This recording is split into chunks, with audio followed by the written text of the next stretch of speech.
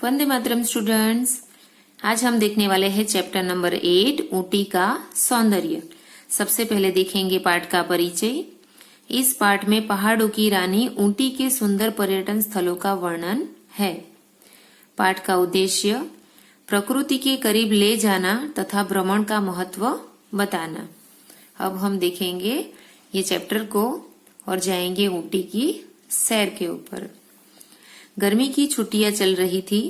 मैंने और मेरे छोटे भाई ने जब से ऊटी की तस्वीरें इंटरनेट पर देखी थी तब से दोनों ही छुट्टियों में ऊटी जाने के लिए उत्साहित थे।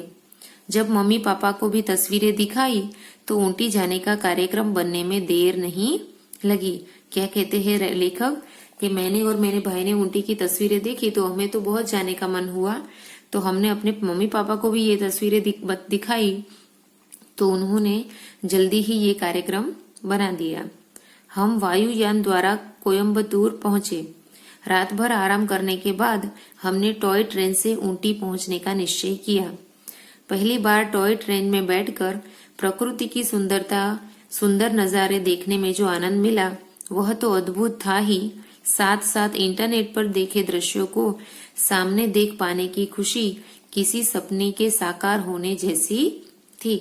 लेखक क्या बताते हैं कि वो लोग ऊटी जाने के लिए निकल जाते हैं और वहां पे रास्ते में उनको जो जो दृश्य उन्होंने नेट के ऊपर से देखे थे वैसे ही नजारे उनको सामने दिखाई दिए। ऊटी तमिलनाडु राज्य का शहर है जो पर्वतीय स्थल के रूप में प्रसिद्ध है। तमिलनाडु और कर्नाटक की सीमा पर बसे इस शहर को उद्योग मंडलम भी कहा जाता है। क्या बताया है कि ऊटी क्या है? तमिलनाडु राज्य का एक शहर है जो पर्वतीय स्थल के रूप में प्रसिद्ध है क्योंकि वहां पे बहुत सारे पर्वत है।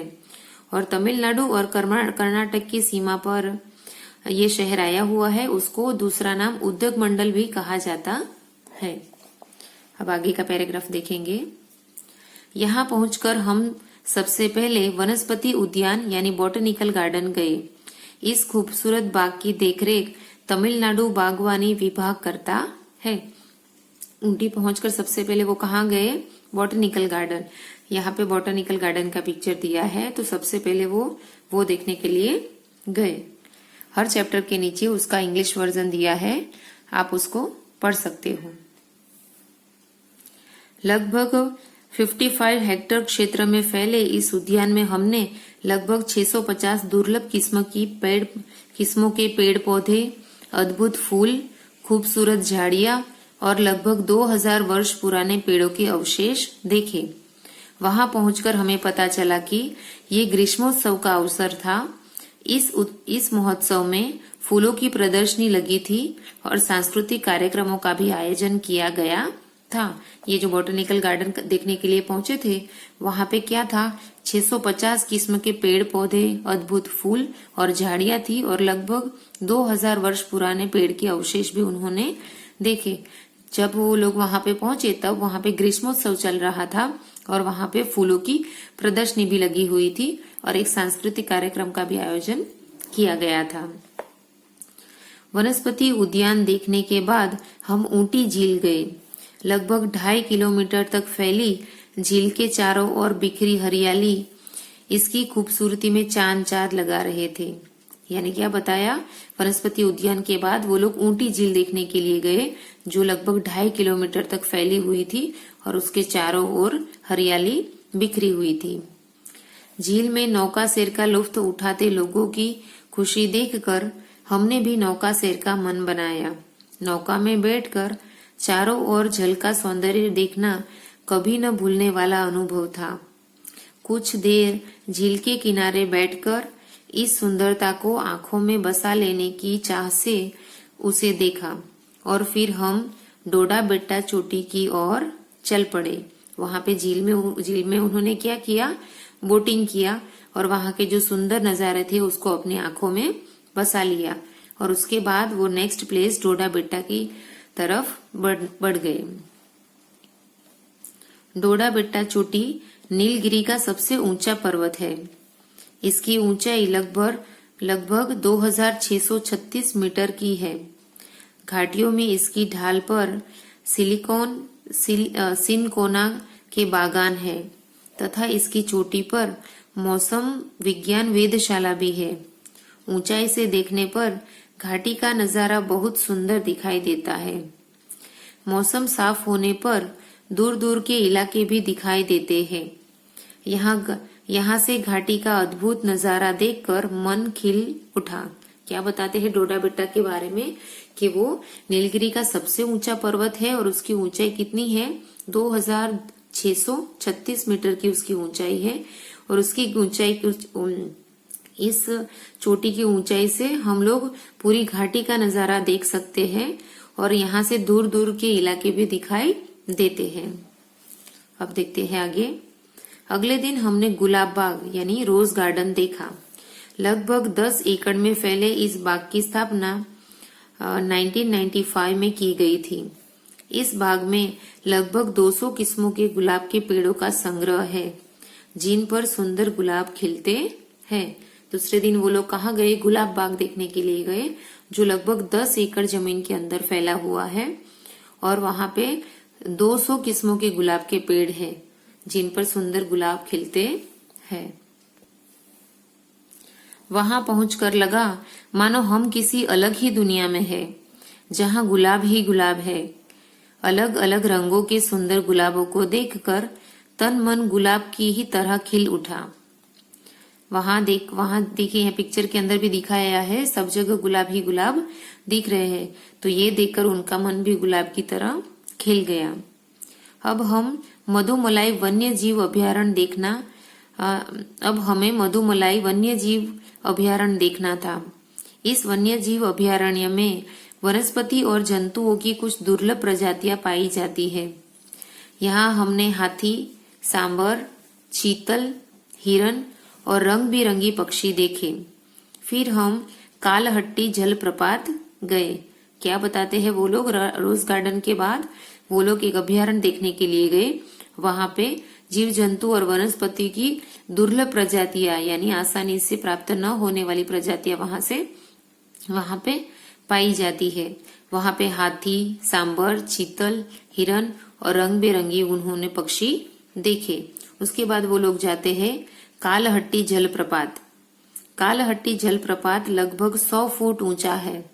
इतनी ऊंचाई से गिरते झरने को देखना और झरने के जल के संगीत के स्वर सुनकर जो आनंद मिला, उससे शब्दों में बताया नहीं जा सकता। ऐसा महसूस हुआ कि प्रकृति कितनी सुंदर है। प्रकृति के करीब रहना और कण कण में बिखरे सौंदर्य को अपनी आंखों में निहारना भाग्यशाली होने से कम नहीं है। ये जो कालहट्टी जलप्रपात देखने के लिए वो लोग गए थे, वो क्या था? एक वाटरफॉल था, यानी एक झरना था, जो यहाँ पिक्चर के अंदर दिखाई दे रहा है। उसके अंदर कितने लगभग 100 फुट ऊंचा था ये झरना, 100 फुट ऊंचा था और उसके पानी गिरने के जो संगीत का स्वर सुनाई देता है, वो उससे ऐसा महसूस होता है कि प्रकृति कितनी सुंदर है। अब देखेंगे आगे। अगले दिन हमें वापस दिल्ली आना था। इतने दिनों के आनंद के बाद लौटने का मन तो नहीं था, पर लौटना पड़ा। इस यात्रा के बाद मुझे समझ में आ गया कि ऊटी को पहाड़ों की रानी क्यों कहते हैं। यानी दूसरे दिन वो लोग दिल्ली वापस आने के लिए निकलने वाले थे, परंतु उनको आने का मन हो रहा नहीं था, पर लौटना जरूरी था। पर इस यात्रा से लेखक को इतना पता चल गया था कि ऊटी को पहाड़ों की रानी क्यों कहा जाता है। तो यहाँ पे हमारी चैप्टर की समझूती खत्म होती है। अब हम देखेंगे हमारे चैप्टर की एक्सरसाइज के अंदर सबसे पहले देखने वाले हैं मौखिक प्रश्न और लिखित प्रश्न। मौखिक और लिखित प्रश्नों के उत्तर हम लोग देखेंगे नोटबुक के अंदर। देखेंगे प्रश्न नंबर क। मौखिक प्रश्नों के अंदर प्रश्न नंबर क, ऊटी शहर कहाँ बसा है? इसका दूसरा नाम क्या है? तो उत्तर आएगा ऊटी शहर तमिलनाडु राज्य में बसा है। इसका दूसरा नाम पहाड़ों की रानी है। प्रश्न ख, वनस्पति उद्यान कितने बड़े क्षेत्र में फैला है? तो उत्तर आएगा वनस्पति उद्यान लगभग 55 हेक्टेयर बड़े क्षेत्र में फैला है। अब देखेंगे प्रश्न नंबर ग, वनस्पति उद्यान में कौन सा उत्सव मनाया जा रहा था? तो उत्तर आएगा वनस्पति उद्यान में ग्रीष्मोत्सव मनाया जा रहा था। घ, नीलगिरी के सबसे ऊंचे पर्वत का क्या नाम है? तो उत्तर आएगा नीलगिरी के सबसे ऊंचे पर्वत का नाम डोडा बेट्टा पर्वत है। तो यहाँ पे मौखिक प्रश्नों के उत्तर खत्म होते हैं। अब हम देखेंगे लिखित प्रश्न। लिखित प्रश्न के अंदर प्रश्न नंबर क है, ऊटी जाने का कार्यक्रम बनने में देर क्यों नहीं लगी? तो उत्तर आएगा लेखक और उसके छोटे भाई ने जब से ऊटी की तस्वीरें इंटरनेट पर देखी तब से दोनों ही छुट्टियों में ऊटी जाने को उत्साहित थे। तब मम्मी पापा को भी तस्वीरें दिखाई तो ऊटी जाने का कार्यक्रम बनने में देर नहीं लगी। प्रश्न ख, नौका शेर का मन बनने का क्या कारण था? तो उत्तर आएगा ऊटी झील के चारों ओर बिखरी हरियाली इसकी खूबसूरती में चार चांद लगा रही थी। झील में नौका शेर का लुत्फ उठाते हुए लोगों की खुशी देखकर नौका शेर का मन बनने का कारण था। अब हम देखेंगे प्रश्न नंबर ग, गुलाब बाग यानी रोज गार्डन की विशेषताएं लिखो। तो उसके अंदर आएगा 10 एकड़ में फैले गुलाब बाग रोज गार्डन की स्थापना 1995 में की गई थी। इस बाग में लगभग 200 किस्मों के गुलाब के पेड़ों का संग्रह है जिन पर सुंदर गुलाब खिलते हैं। अलग अलग रंगों के सुंदर गुलाबों को देखकर तन मन गुलाब की तरह खिल जाता है। अब देखेंगे प्रश्न नंबर घ, मधुमलाई वन्य अभयारण्य और कालहट्टी जलप्रपात के सौंदर्य के बारे में लिखो। तो मधुमलाई वन्य जीव अभयारण्य में वनस्पति और जंतुओं की कुछ दुर्लभ प्रजातियां पाई जाती है। यहाँ हाथी, सांबर, चीतल, हिरन और रंग बिरंगी पक्षी होते हैं। कालहट्टी जलप्रपात लगभग 100 फुट ऊंचा है। इसकी ऊंचाई से गिरते झरने को देखना और झरने के जल के संगीत के स्वर सुनकर जो आनंद मिलता है उसे शब्दों में बताया नहीं जा सकता। अब देखेंगे हमारा आखिरी प्रश्न नंबर ड, ऊंटी को पर्वतों की रानी कहना क्यों ठीक है? तो उत्तर आएगा ऊंटी को पर्वतों की रानी कहना इसलिए ठीक है क्योंकि यह पर्वतीय स्थल पर बसी है। डोडा बेट्टा चोटी जैसे नीलगिरी का पर्वत भी स्थित है। यहाँ घाटियों का नजारा भी सभी को आकर्षित करता है। तो यहाँ पे हमारे लिखित और मौखिक प्रश्न के उत्तर खत्म होते हैं। प्रश्न 3 से हम लोग देखेंगे पुस्तक में वाक्य पूरे करो। क, खाली जगह पहाड़ों की रानी है। तो कौन पहाड़ों की रानी है? ऊटी। हमने खाली जगह में बोटिंग का लुत्फ उठाया। कहाँ पे बोटिंग का लुत्फ उठाया? झील। ग, गुलाब बाग में लगभग खाली जगह किस्म के गुलाब के पेड़ है। तो कितने किस्म के हैं? 200 किस्म के। घ, खाली जगह जलप्रपात लगभग 100 फुट ऊंचा है। कौन सा जलप्रपात था वो? कालहट्टी। ड, खाली जगह नीलगिरी का सबसे ऊंचा पर्वत है। कौन सा था वो? डोडा बेट्टा। अब हम देखेंगे भाषा की बात। उसके अंदर प्रश्न नंबर 1 है, संज्ञा शब्दों के सामने उचित विशेषण शब्द लिखो। जैसे कि यहाँ पे लिखा है स्थल। स्थल के सामने उचित विशेषण शब्द लिखना है। स्थल क्या है? संज्ञा है। उसके सामने उचित विशेषण शब्द लिखना है तो बनेगा पर्वतीय स्थल। स्थल तो है पर कैसा है? पर्वतीय है। वैसे ही कार्यक्रम, तो कार्यक्रम का विशेष शब्द क्या बनेगा? विशेषण क्या बनेगा? सांस्कृतिक कार्यक्रम। उद्यान, तो उसका विशेषण बनेगा वनस्पति उद्यान। पेड़, उसका विशेषण शब्द बनेगा पुराने पेड़। खाना, उसका विशेषण शब्द बनेगा स्वादिष्ट खाना। ऊंचा, उसका विशेषण शब्द बनेगा, नहीं पर्वत, उसका विशेषण शब्द बनेगा ऊंचा पर्वत। देखेंगे प्रश्न नंबर 2, वर्णों को जोड़ो और शब्द बनाओ। लिखा है घ प्लस आ तो बनेगा घा और ट प्लस ई बनेगा टी, घाटी। प प्लस अ बनेगा प, र प्लस व बनेगा र, पर ये रेफ का बनेगा र प्लस व प्लस अ तो बनेगा व्र, पर्व। त प्लस ई बनेगा ती और य बनेगा य प्लस अ, य।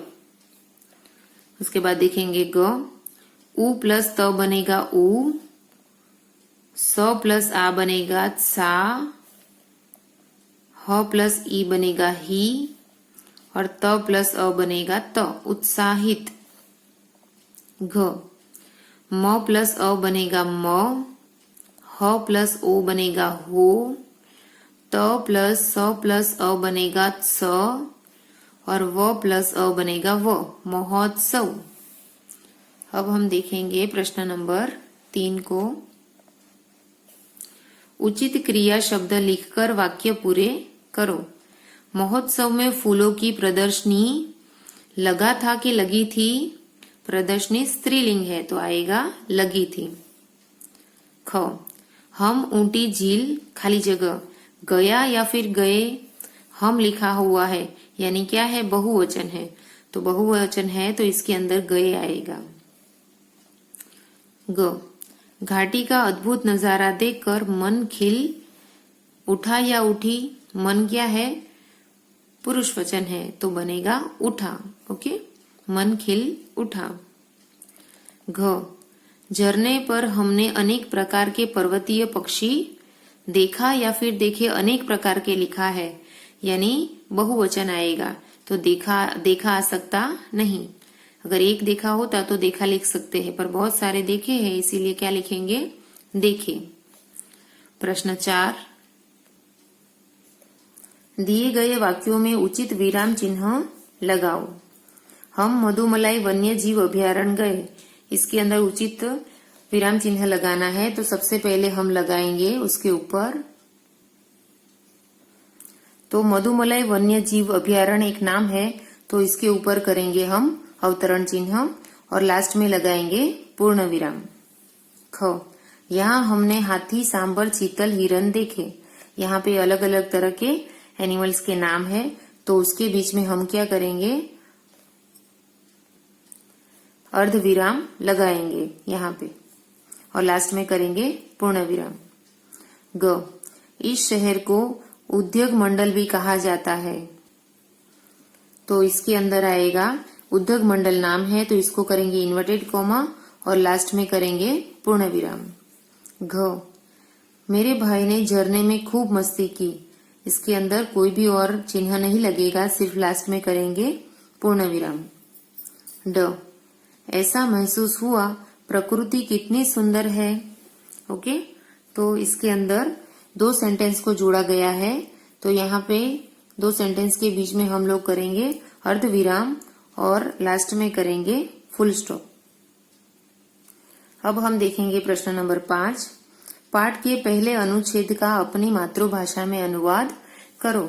यानी हमने जो चैप्टर देखा वो चैप्टर का पहला अनुच्छेद यानी फर्स्ट पैराग्राफ आपको अपनी मातृभाषा में यानी अपनी मदर टंग में अनुवाद यानी ट्रांसलेट करना है। ये आपको कार्य खुद से करना है। ओके, खुद से अपनी नोटबुक के अंदर ट्रांसलेट करके आपको इसको लिखना है। ओके, तो यहाँ पे हमारा पूरा चैप्टर खत्म होता है।